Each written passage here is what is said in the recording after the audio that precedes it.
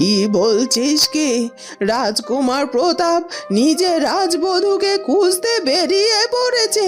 ওকে যে একা একা এভাবে রাজপ্রাসাদের বাইরে যেতে দেওয়াটা মোটেই ঠিক হয়নি, কারণ আমি যতটুকু বুঝতে পারছি এতে করে রাজবধূকে খুঁজে না পাওয়াতে ওর মনটার মধ্যে বড্ড অস্থিরতা কাজ করছে।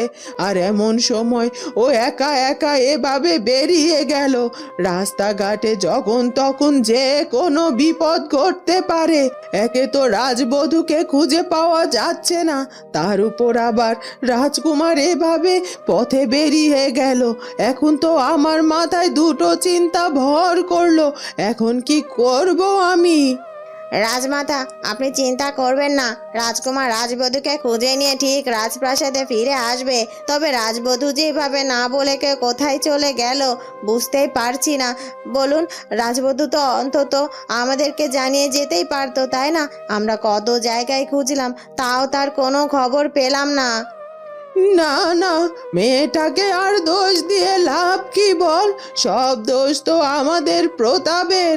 প্রতাপেই রাজপ্রাসাদে ওকে নিয়ে আসার পর থেকে এখন পর্যন্ত ওর সাথে যা যা ব্যবহার শুরু করেছে, তাতে করে ওই মেয়েটা যে এতদিন সহ্য করে এই রাজপ্রাসাদে থেকেছে, এটাই তো অনেক, তাই না?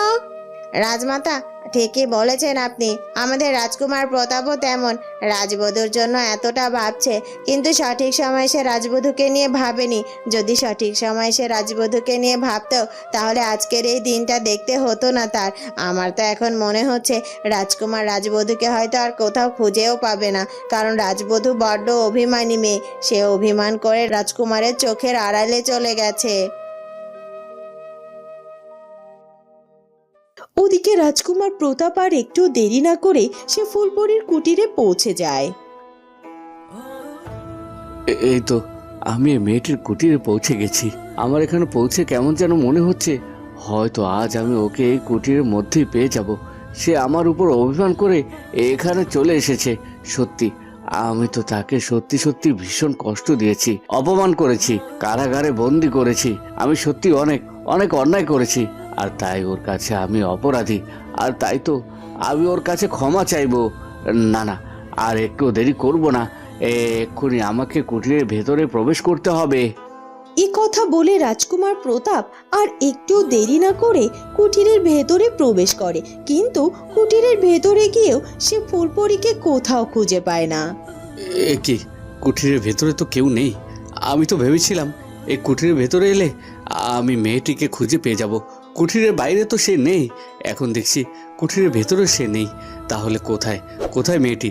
আচ্ছা, ও আমার উপর অভিমান করে রাজপ্রাসাদ ছেড়ে এই কুটিরে ফিরে এসেছে নাকি অন্য কোথাও গিয়েছে? কিন্তু অন্য কোথাও কোথায় যাবে ও? ওর তো যাওয়ার কোনো জায়গা নেই যতটুকু আমি জানি।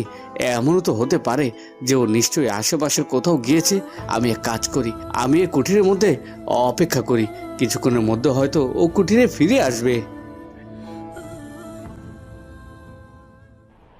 এরপর কেটে যায় বেশ খানিকটা সময়। সন্ধে নেমে আসে। ফুলকুমারী যেন দিশেহারা, কারণ সকালের স্বপ্নটা তাকে ভীষণ ভাবাচ্ছিল। সে বুঝতে পারছিল না কি করে এই স্বপ্নের সমাধান সে জানতে পারবে। না না, কিছুই ভালো লাগছে না। রাজকুমার চন্দ্রকুমারও আমার পাশে নেই। ওদিকে রাজকনকের শরীরের অবস্থাও নাকি বড্ড খারাপ। সে এখন চিকিৎসাধীন অবস্থায় আছে। তার সাথে আমার কথা বলাও এখন কোনোভাবেই সম্ভব নয়। আজ আজ কেন কেন আমি এমন একটা স্বপ্ন দেখলাম? এই স্বপ্নটা দেখার পরেই তো আমার ভেতরের অস্থিরতা কিছুতেই কাটছে না। যতটা সময় যাচ্ছে ততটাই যেন মনটার মধ্যে বড্ড অস্থির অস্থির লাগছে। কি করব আমি কিছুই তো বুঝতে পারছি না।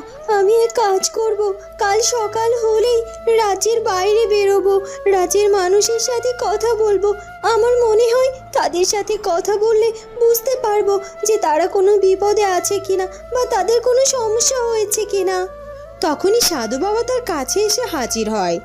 এ কি সাধু বাবা, আপনি আপনি রাজপ্রাসাদে এসেছেন? ভালো হয়েছে। আমি না বড্ড অস্থিরতার মধ্যে ছিলাম, কি করব কিছুই বুঝতে পারছিলাম না।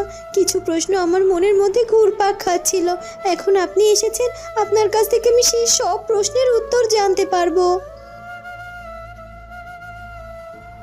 আসলে ফুলকুমারী, আমি তোর কাছে একটা খবর দেওয়ার জন্য এসেছি মা।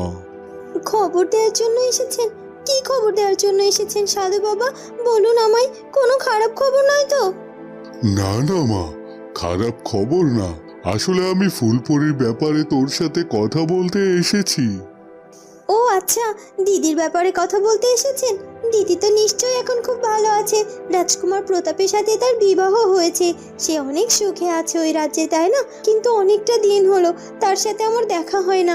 আমি কতবার চেষ্টা করলাম তার সাথে দেখা করার, কিন্তু আমি সেরকম সময়ই বের করতে পারিনি। সাধু বাবা, আপনি দিদিকে একটু বলবেন সে যেন আমার সাথে দেখা করে। কিন্তু ফুলকুমারী, সে যে তোর সাথে আর দেখা করতে আসবে না। কি বলছেন কি? দিদি আমার সাথে আর দেখা করতেই আসবে না? মানে কেন, কি হয়েছে? দিদি কি আমার উপর অভিমান করেছে কোনো কারণে? না না মা, তোর উপর কেন অভিমান করবে? আসলে ফুলপরি তো আমাদের মানব জগতে নেই, সে তো তার পরিরাজ্যে ফিরে গেছে। সে আর কখনোই মানুষ জগতে ফিরে আসবে না মা। কি বলছেন কি? দিদি পরিরাজ্যে ফিরে গেছে? কিন্তু আমি তো জানতাম দিদি মানুষের রূপে রূপান্তরিত হয়ে গেছে, আর সে কখনো তার পরিবারের কাছে ফিরেও যেতে পারবে না। আর তার যা অবশিষ্ট শক্তি ছিল, সেই শক্তি তো তিনি আমার জীবন রক্ষা করার জন্য ব্যয় করে ফেলেছেন। আর সে যদি তার শক্তি ফিরে না পায়, তাহলে কি করে পরিরাজ্যে ফিরে যেতে পারে? আর তাছাড়া সে যদি পরিরাজ্যে ফিরেই যাবে, তাহলে তাহলে কেন আমার সাথে একটু দেখা করে গেল না দিদি? তার কি আমার কথা একটুও মনে পড়েনি? এর মধ্যেও অনেক কারণ আছে মা। বলছি মা, তোকে সব কিছু খুলে বলছি। এরপর সাধু বাবা ফুলকুমারীকে ফুলপরির ব্যাপারে সব কথা খুলে বলে।